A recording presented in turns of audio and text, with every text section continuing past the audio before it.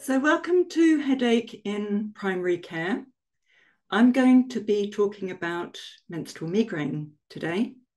Now, migraine affects over 40% of women at some point in their lives. So many of these women are just like Julie, and Julie's had migraine since she was a teenager. She's now in her mid-40s and her migraine has got much worse. So she's getting a couple of attacks a month, one of which is always around the time of her menstrual period.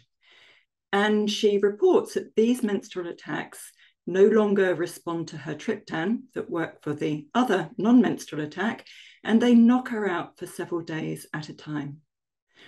In addition to this, her periods have become more painful than in the past, and they're not as regular, but she doesn't have any hot flashes or night sweats. So what's going on here? Could her periods be affecting her migraine? Is this menstrual migraine? And how confident do you feel about managing this condition? So my name is Professor Anne MacGregor, and I work at the Centre for Reproductive Medicine at St Bartholomew's Hospital in London. And I've now spent over 30 years researching this link between migraine and menstrual cycle hormones. So my task today is to take the headache out of diagnosing and managing women with menstrual migraine, so you feel much more confident in dealing with this condition. So let me just show my disclosures for over the last couple of years. So let's first take a look at how hormone levels affect migraine prevalence over a woman's lifetime. So what I want to show you here is just a chart of estrogen levels and how they rise at puberty. They settle down for a bit during the standard reproductive years, then they become a bit more wobbly around the time of perimenopause before gradually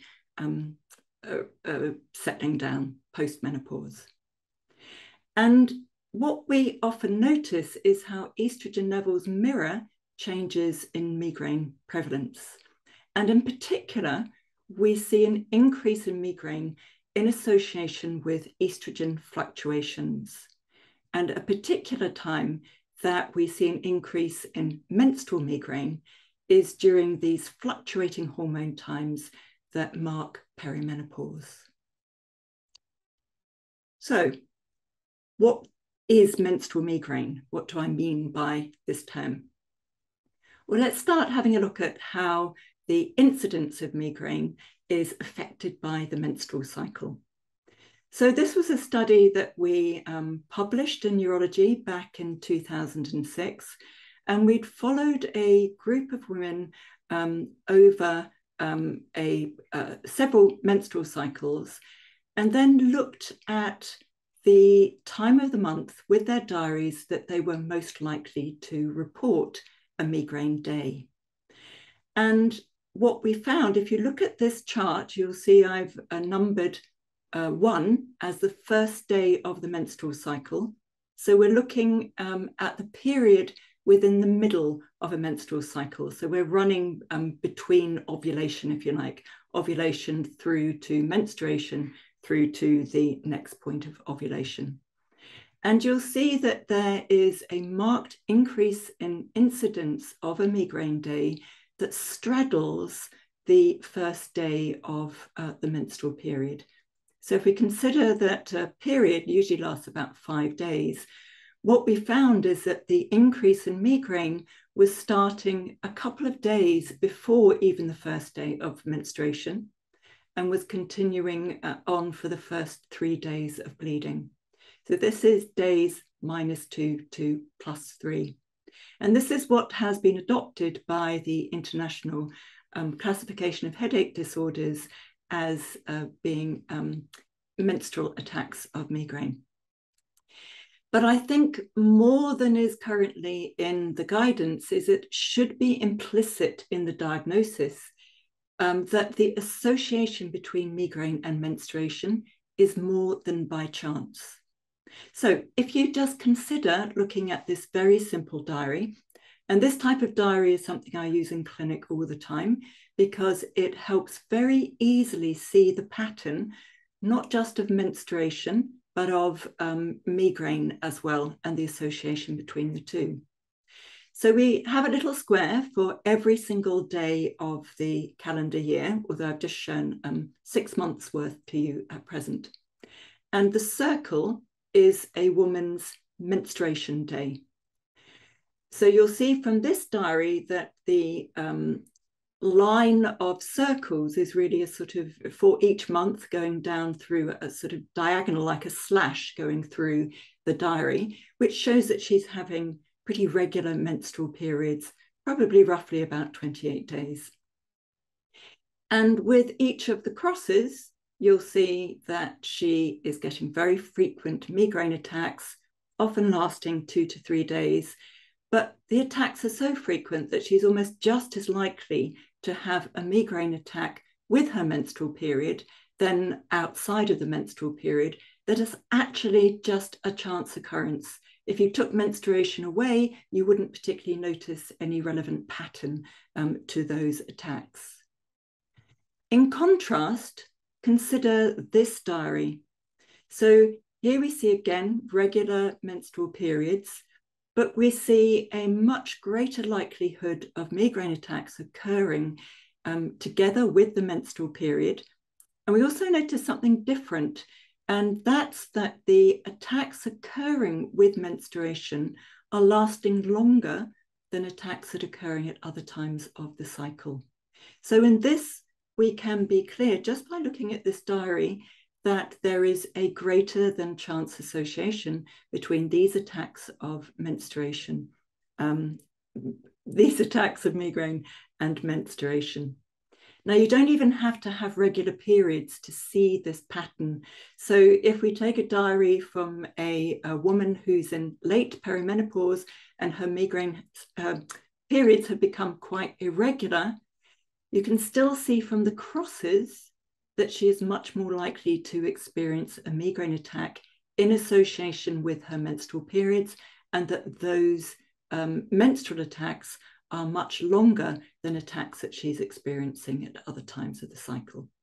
So I think this diary, very simple diary, is a fantastic tool to use in clinical practice. But why does this association actually matter? It matters because in practice, we find that you need to make a diagnosis of this more than chance association, because the perimenstrual attacks are different from non-menstrual attacks only in women with a clear diagnosis of menstrual migraine. And that becomes important for management because we're going to need to deal with those menstrual attacks much more specifically.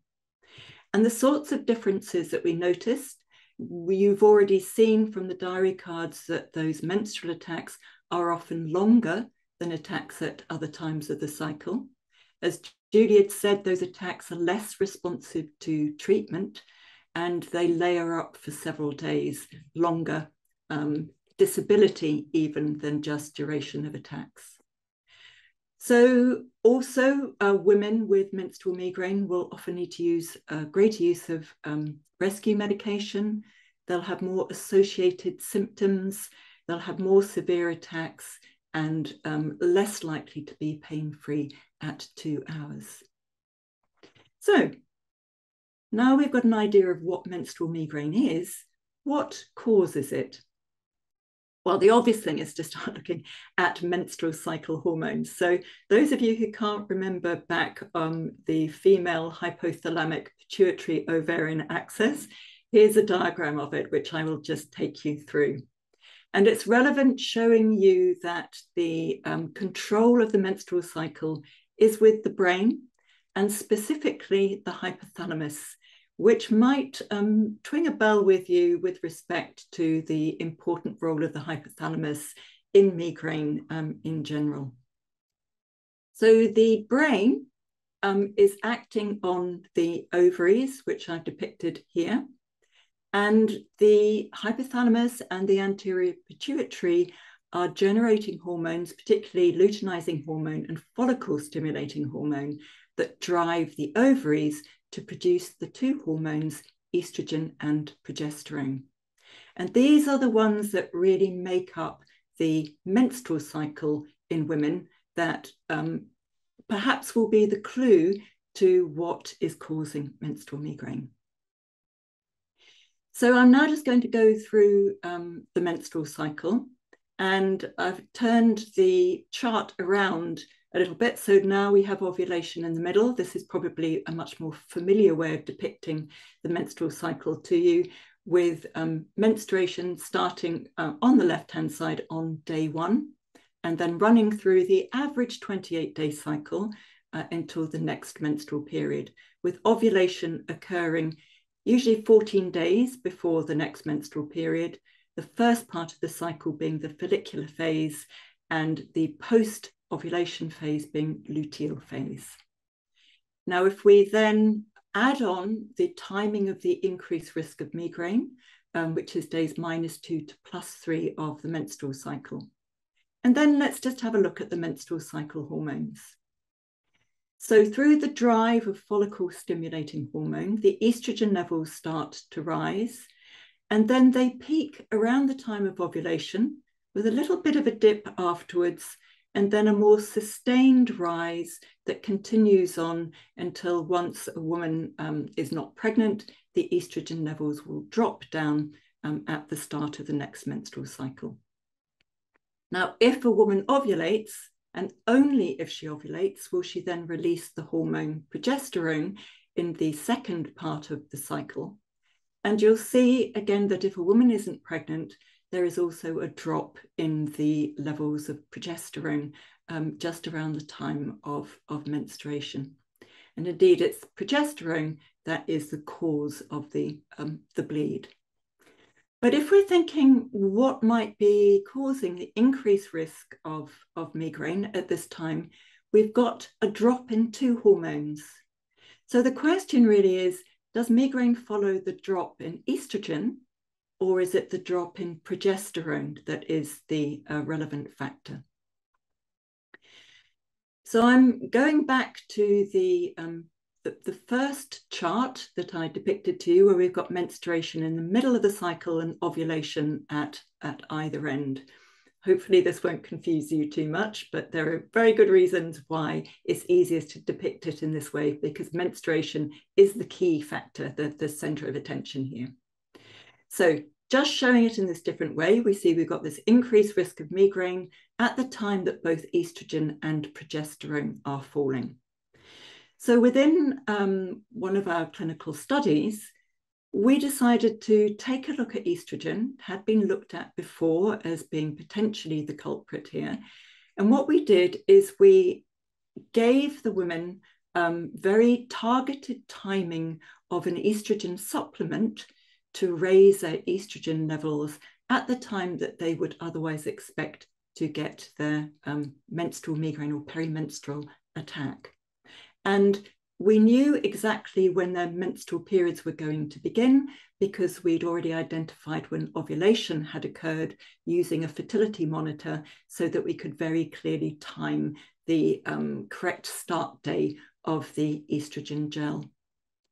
So you can see that when we did that and we looked at the daily estrogen levels in these women and daily progesterone as well, you can see that we got this second hump, if you like, of estrogen at the time that we supplemented the gel. Now, what we then found is that while they might have been protected, while they were protected from having migraine while they were using the gel, what happened was that we just shifted the increased risk of migraine to the end of the menstrual period as the estrogen levels dropped again. So what we can see from here is that the period occurred at exactly the same time as you would have expected it to do, because that was to do with the drop in the progesterone. But by increasing levels of the estrogen gel, we deferred the migraine till later in the cycle.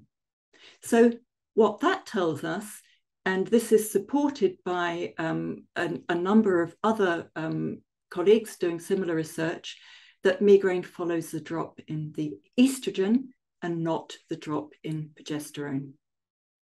So that is one mechanism that we've seen relevant to menstrual migraine. So are there any other mechanisms? Because we shouldn't just assume that there is one sole event that's going on at the time of menstruation. And the answer is yes. We've already found an association between migraine, menstrual migraine, and prostaglandins. Now, prostaglandins are released from the womb, and they increase threefold across the menstrual cycle, with maximal release during the first 48 hours of menstruation, which is one of the peak times that we see increased incidence of menstrual migraine. And they're often associated with painful and heavy periods as well, surprise, surprise, as migraine.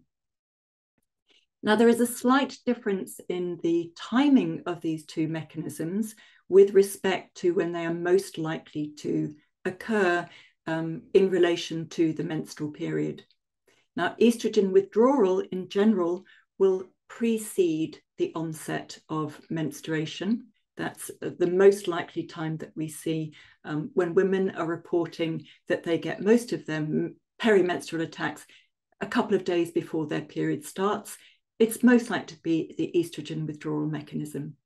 And if they get most of their migraine attacks accompanied by accompanying their bleed, and particularly if they have heavy menstrual periods, that is most likely to be prostaglandin release. Now, I should stress that there are no blood tests or no investigations that we can do to identify which is the relevant trigger. All the blood tests are normal, as is indeed the case with every single migraine trigger that you think of. So it's not abnormal. Women or men who have missed meals as a prominent migraine trigger, there's nothing abnormal about their sugar control. You do the blood tests and they're all fine. It's just that the individual is much more susceptible to these changes than somebody who doesn't get migraine. Are there any other mechanisms? Well, I'm sure there are. This is an area of women's migraine that is crying out for more research to be done. In particular, we know that testosterone is also a female hormone, and it's produced from the ovaries. Is there a role for that in menstrual migraine? Oxytocin is another transmitter that's been looked at, and then other researchers have considered the role of magnesium. So there is a lot more that we need to be looking at, and we shouldn't be complacent in thinking that we know the answers. So on that note, how do we manage a woman with increased risk of migraine and troublesome migraine perimenstrually? Well, the first thing we do is not to think about hormones, if you like. The first thing to do is actually optimize her acute treatment. So we make sure that she's got the best possible symptom control. And to do that, we need to make sure that she takes her medication, ideally removing herself from the stimuli that is affecting the migraine in the first place. Most people prefer to be in a quiet, darkened room. Take treatment early, but not too late, or not too often. Treating it early is the only way that it's going to be effective, and it's got to be an adequate dose in the right formulation for that woman. And it is important to keep asking patients how they take their medication, when they take their medication, what dose do they use, because quite often they're using it suboptimally. We then need to think about, do they need prevention? And here we've got three choices, really. We've got standard prophylaxis, we've got perimenstrual prophylaxis, and we've got specific targeted hormonal treatment. So standard prophylaxis, really we'd think about using this when a woman has frequent non-perimenstrual as well as perimenstrual attacks. So really like that very first diary I showed you, where it was difficult to establish a significant correlation between migraine attacks and menstrual migraine. And this potentially benefits all types of migraine, and we've got lots of different choices of options that we can use.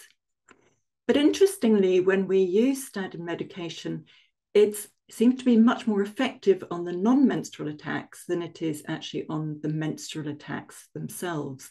And it unmasks the menstrual association.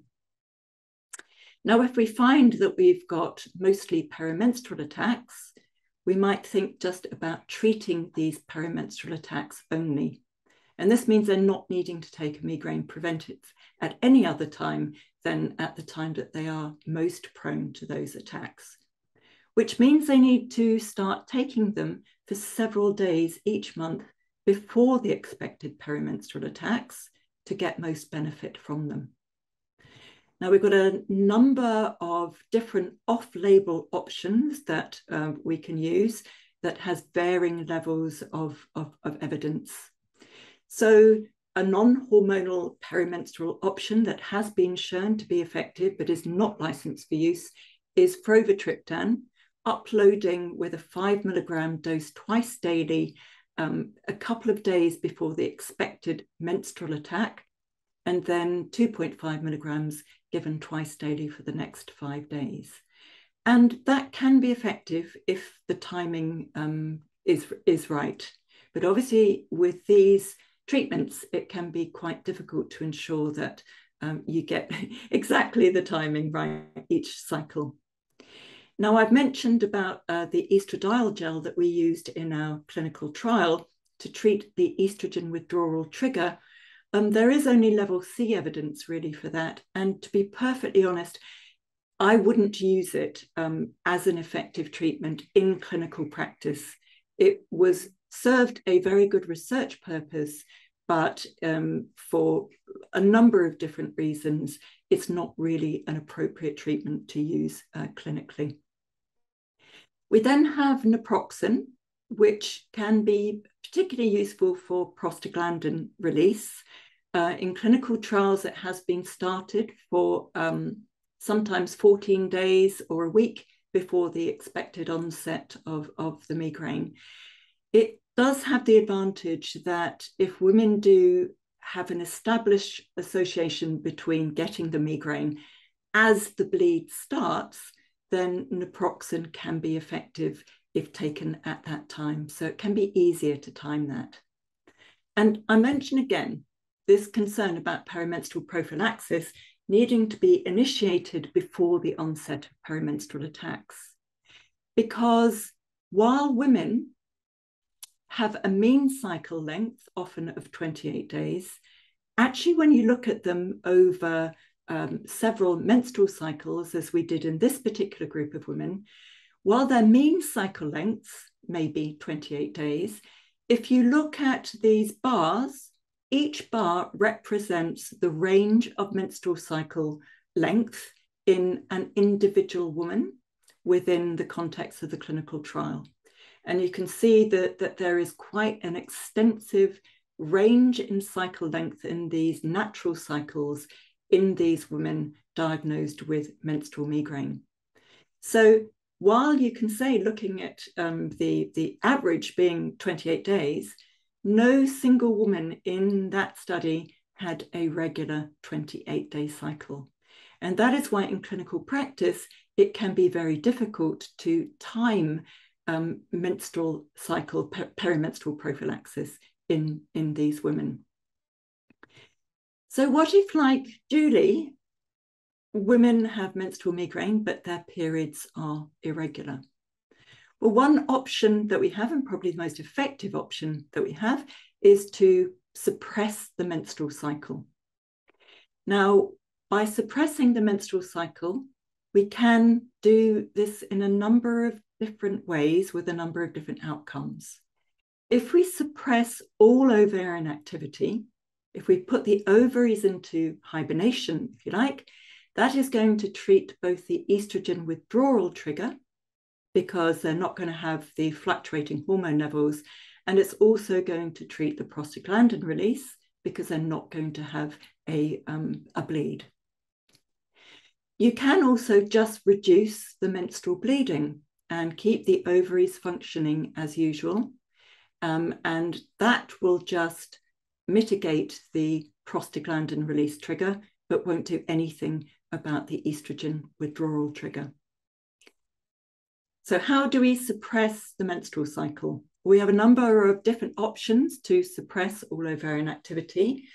We have the standard combined hormonal contraceptives that contain synthetic estrogen, ethinyl estradiol. But we now have some body identical estrogen combined oral contraceptives that just contain estradiol exactly structurally the same as the ovarian estrogen. You can also get these synthetic ones in a vaginal ring that deliver very low doses of hormones because they're effectively transdermal. The hormone is released through the wall of the vagina and straight into the bloodstream. And we have lower and lower doses, so they are safer and safer as the years have gone by, which means that healthy women who have migraine without aura can use combined hormonal contraception safely at least until age 50. That's a contraceptive cutoff age. But in clinical practice, they can be used in older women for a medical indication. So the MEC medical eligibility criteria are very clear that they apply to contraceptive use of contraceptive hormones and not for medical indications. An important point to make is that if you are prescribing combined hormonal contraception, the 7-day contraceptive hormone-free interval should be consigned to history. And this is an article that I published a few years back with the rationale behind it and the safety data as well. And the relevance of this is that if you create or recreate menstruation with a withdrawal bleed and combined hormonal contraception, you actually increase the risk of having a migraine in that hormone-free interval because of estrogen withdrawal and because potentially also of prostaglandin release. So if you look at this slide here on the left, where you see the 21/7 standard regime of combined hormonal contraception, you see that increased signal of headache during the hormone-free interval. Whereas if the combined hormonal contraception is used continuously in an extended regime, then there is much better control, less likely for those headaches and migraines to occur. Now, there's always risk, and risk always has to be balanced against effectiveness. And we know that migraine with aura has a twofold increased risk of ischemic stroke associated with it. And we also know that synthetic estrogen, ethinyl estradiol, in the combined hormonal contraception is also associated with a twofold increased risk of ischemic stroke. And for that reason, that combination of two risks for contraceptive purposes means that migraine with aura is a contraindication to that method. However, there are many other things that we can use to suppress the menstrual cycle for women who have migraine with aura that does not involve using synthetic estrogen. So other methods that we have that can be very effective are the progestin-only injectable contraceptives, so Depo-Provera, both in the intramuscular form and the subcutaneous form. There are also the oral progestin-only contraceptives, and there is now the drospirenone 4 milligram pill that has a 4-day break in it to maximize the, minimize actually, I mean, the risk of unscheduled bleeding while using it, but it is very effective at reducing or suppressing ovulation. How well it will perform with benefit to women with menstrual migraine, because it's the new kid on the block, really, we do need to do some clinical trials and look at its efficacy. Now, I also mentioned the Mirena intrauterine system because it reduces menstrual bleeding to the extent that for some women, they don't have periods at all. And they can then mistakenly believe that that has inhibited their whole ovarian activity.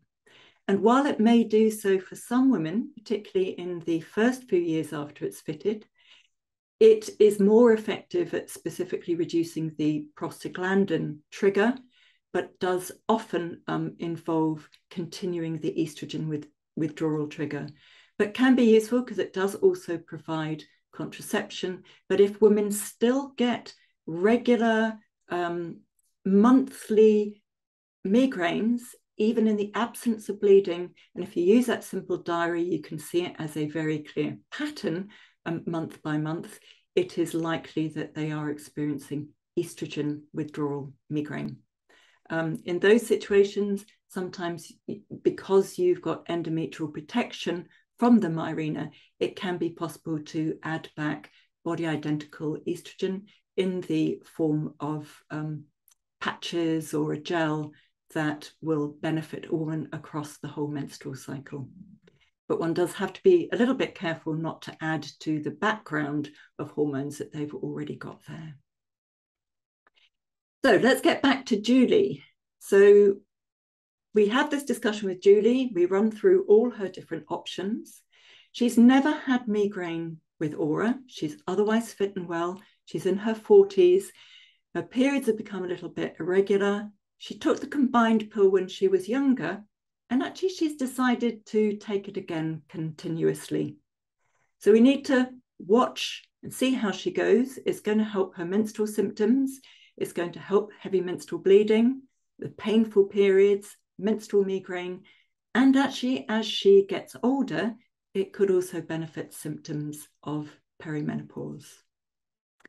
So I'm going to leave it there just with some further reading for you, some pointers for further information.